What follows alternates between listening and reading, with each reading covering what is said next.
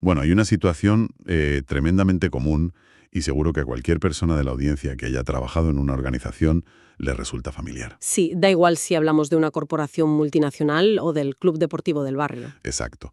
Se contrata una consultora externa, se diseñan unos organigramas perfectos, con sus líneas de reporte bien trazadas. Y se redactan manuales de funciones de 300 páginas. Eso es. Y de repente la estructura parece impecable sobre el papel. Pero luego llega la realidad del día a día. Claro.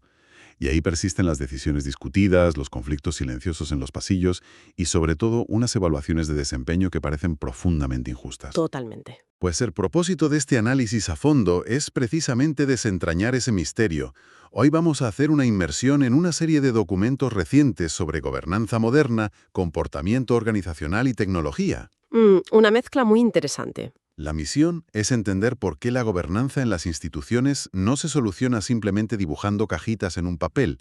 Y también veremos cómo ciertas herramientas modernas, concretamente la inteligencia artificial, están empezando a hacer visible lo que hasta ahora era completamente implícito. Porque el punto de partida de estos documentos plantea una tesis muy clara, ¿eh? Y a la vez muy contraria a la intuición tradicional. A ver, cuéntanos. Pues que el desorden en una organización casi nunca es de carácter estructural. O sea, no es que falten departamentos o títulos rimbombantes. Que va, el verdadero desorden es interpretativo. La gobernanza suele quedar preciosa sobre el papel, pero a la hora de la verdad, en la trinchera, se convierte en un caos de percepciones subjetivas. Claro. Y para desgranar este caos de percepciones, primero hay que observar cómo se ha intentado organizar las instituciones por defecto durante décadas. ¿Y por qué ese método clásico se queda tan corto? Claro. Exacto. La teoría básica que todo el mundo asume es bastante lineal. Hay una comisión directiva que define el qué y el cuándo. Y luego hay un gerente general que ejecuta el cómo. Eso es. Los comités acompañan y, en el caso de los clubes, el capitán se ocupa de lo deportivo. Y la teoría dice que, si cada persona se mantiene en su carril, pues la operación fluye sin problemas. A ver, la lógica detrás de esa estructura es impecable desde un punto de vista puramente formal. Pero falla en la práctica. Estrepitosamente.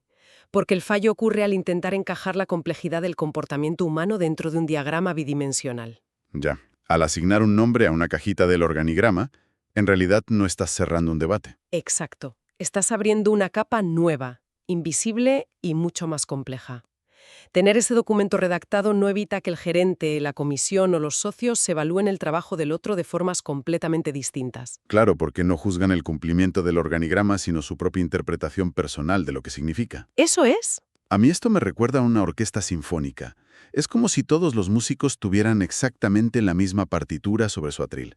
Tienen las notas y los compases. Vale, sí. Pero resulta que nadie ha acordado a qué velocidad hay que tocar, ni en qué tono, ni qué instrumentos tienen el protagonismo. El resultado de eso jamás será música. Será ruido puro y duro. Cada músico tocará la pieza a su manera, convencido de que lo hace bien, y se frustrará cuando perciba que el resto está desincronizado. Pues esa imagen mental ilustra perfectamente el fenómeno. Tener un reglamento interno no impide convivir con múltiples definiciones de un mismo rol. Totalmente. Y si miramos las fuentes que estamos analizando, hay un concepto que profundiza directo en la raíz de este problema.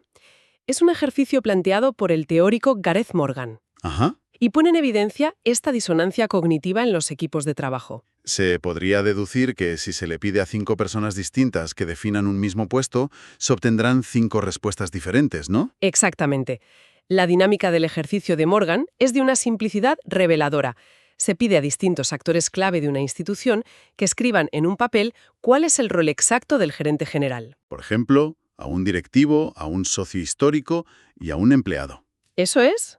Y los resultados son sistemáticamente incómodos, porque es imposible que las versiones coincidan. Me lo imagino. El directivo pone que el rol es reducir costes. El empleado pone que es garantizar un buen clima laboral.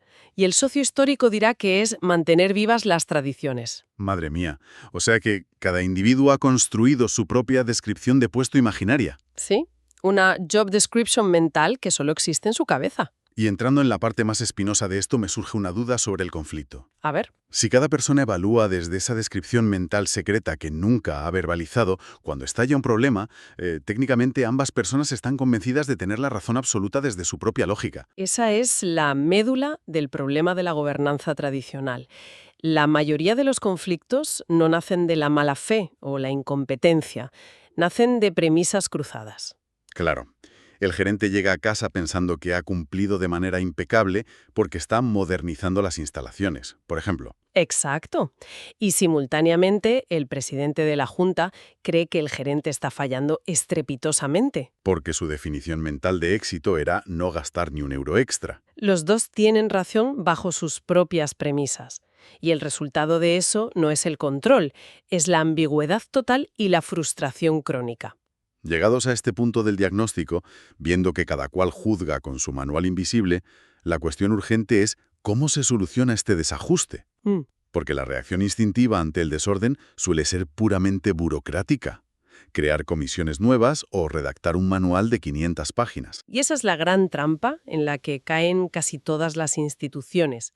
La gobernanza madura va mucho más allá de decir quién hace qué o quién reporta a quién. ¿Qué requiere entonces? Requiere un paso previo mucho más profundo, que es acordar de manera explícita qué significa hacer bien el trabajo. Claro, históricamente se funcionaba por sentido común y la típica frase de «aquí las cosas siempre se han hecho así». Exacto. Pero hoy en día el sentido común ya no basta, porque el sentido común de una persona no es el mismo que el de otra. Totalmente de acuerdo. Profesionalizar una institución no es llenarla de papeles. Profesionalizar es pura y exclusivamente reducir la ambigüedad. Y el coste de no hacer esto me parece altísimo a nivel humano. Alguien que no tiene su rol claro acaba opinando basándose en la intuición o la urgencia. Gestionando a ciegas, básicamente. Eso es, obliga a un profesional a llegar a la oficina intentando adivinar qué se espera de su trabajo ese día, buscando pistas en el estado de ánimo de sus jefes. Y eso quema a los mejores talentos y destruye la cultura interna. Por eso gobernar es alinear expectativas reales. Si no, la evaluación se vuelve arbitraria. Claro, pasas más tiempo discutiendo quién tiene la autoridad para tomar una decisión que debatiendo si la decisión es buena o no. Exactamente. Ahora bien, si el objetivo es eliminar esa intuición y evaluar con criterios claros, la gran pregunta es ¿cómo ponemos esos criterios invisibles sobre la mesa? Y aquí es donde los documentos introducen el papel de la inteligencia artificial. Confieso que de entrada la idea genera cierto rechazo. Utilizar inteligencia artificial para medir el desempeño suena un poco a distopía para cualquier persona. Suena a Gran Hermano, sí. Exacto. A un algoritmo vigilando cada movimiento para castigar a quien se desvíe. ¿No hunde esto la moral del equipo? Es una preocupación súper legítima. Y es el primer obstáculo cultural. Pero los textos aclaran muy bien para qué entra la IA aquí. A ver, explícanos eso. No se trata de un modelo que toma decisiones autónomas sobre a quién despedir, ni vigila tu tiempo frente a la pantalla. Vale, menos mal. Su función no es sustituir el juicio humano. Su función es ordenar objetivamente el contexto en el que se ejerce ese juicio. Entra para hacer visible el rastro de trabajo que antes dependía de la memoria selectiva de alguien. Entiendo, pero para que no suene a ciencia ficción, ¿cómo aterriza esto en el día a día de una empresa? Pues la tecnología se integra en los sistemas que ya usa la organización. Correos, actas de reuniones, cuadros de mando, financieros. Ajá. Y procesando ese lenguaje natural, cruza continuamente la realidad operativa con el marco de gobernanza que se había acordado. ¿Pongamos un ejemplo concreto? Vale. Imaginemos que el manual dice que el gerente tiene autonomía para ejecutar gastos menores a 5.000 euros sin consultar a la directiva. Vale, un criterio claro. Pues la IA analiza las actas semanales y detecta un patrón.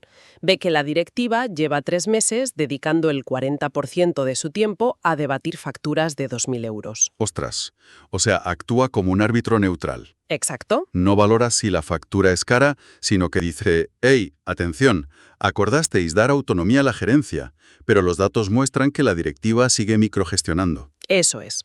Evidencia que la job description mental de la Junta sigue siendo la de intervenir en todo. Convierte el humo de las percepciones en datos medibles. Claro, la IA permite comparar el desempeño real contra criterios explícitos.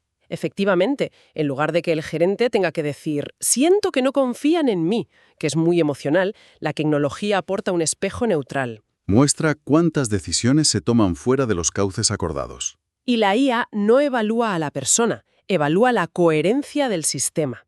Analiza si las reglas del juego que se pactaron en frío se respetan luego en la práctica. Buf, esto cambia por completo la dinámica de las evaluaciones. Desactiva la subjetividad del jefe que te dice «me da la sensación de que no lidera suficiente». Totalmente. Se pasa a un escenario basado en evidencias claras, eliminando esa regla de medir oculta que tanto daño hace. Es un salto cualitativo enorme. ¿Sí? Porque la tecnología no elimina el liderazgo. Evita que cada persona juzgue el trabajo de los demás con una regla distinta. Pasamos de roles escritos en un documento a roles verdaderamente comprendidos. Resulta paradójico que algo tan técnico como la IA resuelva un problema de psicología humana tan profundo, ¿eh? Básicamente obliga a la gente a ser honesta. Obliga a poner las cartas sobre la mesa, sí. Pues para ir cerrando este análisis a fondo, recapitulemos el núcleo. Un club o institución no se desordena por carecer de un organigrama. No, se desordena cuando cada individuo lo interpreta a su manera. Exacto. La gobernanza no falla por falta de reglas, sino por falta de acuerdo sobre el significado de esas reglas. Eso es. Gobernar es el exigente acto de ponerse de acuerdo en qué significa hacer bien las cosas. Y cuando esto ocurre, pues las decisiones y la confianza se ordenan solas. Creo que es el momento justo de mencionar que todas estas ideas provienen de un revelador artículo sobre la gobernanza y los roles. Ajá, fundamental darle crédito. Se publicó el 18 de marzo de 2026 y su autor es Fernando Palacios. Su enfoque verdaderamente cambia la manera de diagnosticar la fricción en cualquier organización. Sin duda. Y para despedir esta inmersión, me gustaría dejar a quien nos escucha con una reflexión final para llevarse consigo. Adelante. Si la inteligencia artificial y una buena gobernanza son capaces de sacar a la luz nuestras expectativas ocultas en el entorno laboral, yo me pregunto, ¿cuántas job descriptions mentales y reglas invisibles estamos utilizando silenciosamente para juzgar a las personas en nuestra propia vida personal, sin habérselas comunicado nunca? Uf, qué buena pregunta para darle un par de vueltas. Ahí queda eso. Hasta la próxima inmersión.